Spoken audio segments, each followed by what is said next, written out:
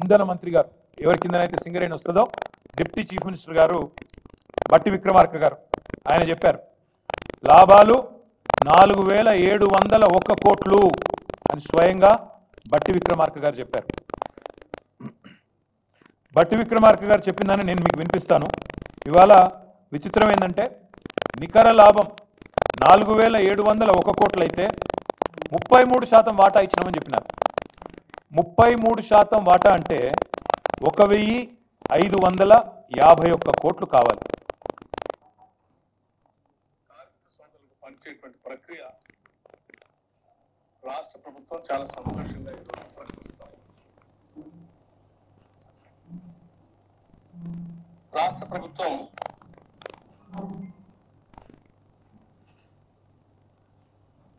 2023-24 సంబంధించి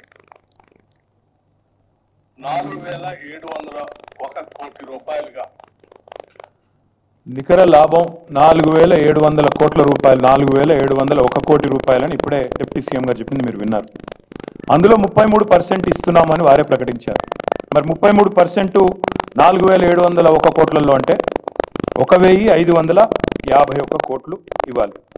కానీ ఇవాళ మాత్రం చాలా విచిత్రంగా చాలా విచిత్రంగా మరి కార్మికుడికి ఒక్కొక్క కార్మికుడికి వారు చెప్పిన లెక్క ప్రకారం 4701 కోటి రూపాయలు లాభం అయితే 33% వాటా కనుక ఇస్తే 1551 కోట్లు 1551 కోట్ల 33 లక్షలు అనుకుంటే మొత్తం కార్మికులు 41,837 మంది. ఒక్కొక్కరికి ఎంత రావాలి? కార్మికుడికి 3,70,000 రావాలి. కానీ ఇవాళ వీళ్ళు ఇస్తున్నదంతా కేవలం 1,90,000 మాత్రమే. ఇది మోసం కాదా? ఇది దగా కాదా? లేదా ముఖ్యమంత్రి నాకు లెక్కలు రావు, మా డిప్యూటీ సీఎంకు అంతకంటే రావు, మా ఫైనాన్స్ మినిస్టర్కు మేమేదో చెప్పినాం బేషియానికి పోయి, కానీ వాస్తవానికి ఇచ్చింది 16.9% మాత్రమే ఒప్పుకోవాలి. ఏదన్నా ఒకటి ఒప్పుకోవాలి. అయితే 4700 కోట్లలో 33% అంటే 1551 కోట్లు అనేది కరెక్ట్ అయితే ఒక్కొక్క కార్మికుడికి ఇవ్వాల్సింది మరి 3,70,000 రూపాయలు అయితే మేము ఇస్తున్నది 1,90,000 మాత్రమే. 1,80,000 ఎగ్గొడుతున్నామని ఒప్పుకోవాలి.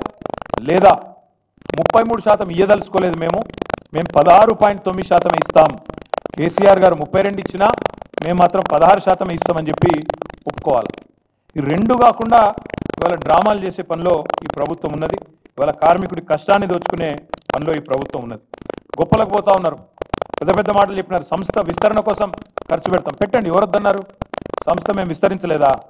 490 కోట్ల లాభాల్లో ఉన్న సంస్థని 2,222 కోట్ల లాభాల్లో కేసీఆర్ గారు తీసుకొని పోలేదా? ఒక్కొక్క కార్మిక సోదరుడికి 17,000 లాభాల్లో వాటా వచ్చే స్థాయి నుంచి మేము అడుగులు పెట్టినాడు. చివరికి దిగిపోయే నాటికి 10 రెట్లు 1,60,000 రూపాయలు ఇచ్చే స్థాయికి కేసీఆర్ తీసుకపోలేదా? సంస్థ విస్తరించలేదా? అదేదో మీరు కొత్తగా కనిపెట్టినట్టు, కొత్తగా చేసినట్టు డ్రామా ఎందుకు? అందుకే ప్రభుత్వాన్ని మేము డిమాండ్ చేస్తా ఉన్నాం, మోసం చేయకండి, స్పష్టంగా చెప్పండి. 33% ఇచ్చే పనే అయితే 3,70,000 ఎప్పుడు ఇస్తారు? ఖచ్చితంగా చెప్పాలి. లేదు మేము ఇయ్యం, మేము ఇంతనే ఇస్తాం 1,90,000 అంటే మరి 16.9% ఇస్తున్నాం, ఇదే మా కథ అని చెప్పాలి. నేను ఇంకొక మాట కూడా అడుగుతా ఉన్నా. సింగరేణి బెల్ట్ మొత్తం కాంగ్రెస్ పార్టీని కార్మికులు గెలిపించారు.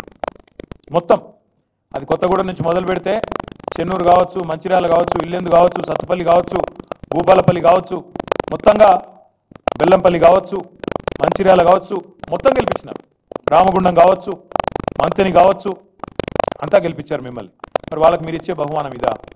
మొన్న మీ రికగ్నిషన్ కోసం జరిగే కార్మిక సంఘం ఎన్నికల్లో కూడా మిమ్మల్ని గెలిపించారు, మీ అనుబంధ సంఘాన్ని మీ అనుబంధ పార్టీని గెలిపించినారు. మరి వాళ్ళకు మీరు ఇచ్చే సమాధానం ఇదా? నేను ఇంకొక మాట కూడా అడుగుతా ఉన్నా, మిత్రులు కూననేని సాంబశివరావు గారిని, ఏఐటీసీని కూడా అడుగుతా ఉన్నా.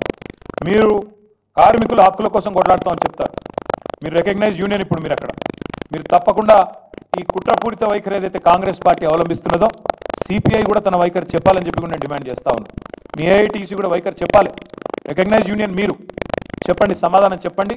16.9% ఈరోజు బోనస్కి లాభాల్లో వాటాకి మీరు ఒప్పుకుంటున్నారా? ఒప్పుకుని మీరు గతంలో ఏదైతే కాంగ్రెస్ పార్టీ మోసం చేసిందో అదే మాదిరిగా మీరు కూడా రాబోయే రోజుల్లో కూడా ఇట్లాగే ఉంటారని చెప్పాలి. అవును, కాంగ్రెస్ పార్టీ 2004 నుంచి 14 వరకు 10 ఏళ్లలో మొత్తం ఇచ్చింది 365 కోట్లే లాభాల్లో వాటా. ఇప్పుడు కూడా అట్లే ఉంటుంది కాంగ్రెస్ పార్టీ అని మీరు అనదలుచుకుంటే నిరభ్యంతరంగా చెప్పండి. చిన్న రెఫరెన్స్ కోసం మీకు చెప్తా ఉన్నా, కార్మికులకు కూడా తెలవాలి కాబట్టి చెప్తా ఉన్నా. మాకంటే ముందు 10 ఏళ్ళు కాంగ్రెస్ ఉన్నది, 2004 నుంచి 14 దాకా. మొత్తం వాళ్ళు 10 ఏళ్లలో ఇచ్చింది 365 కోట్లు మాత్రమే లాభాల్లో వాటా కింద.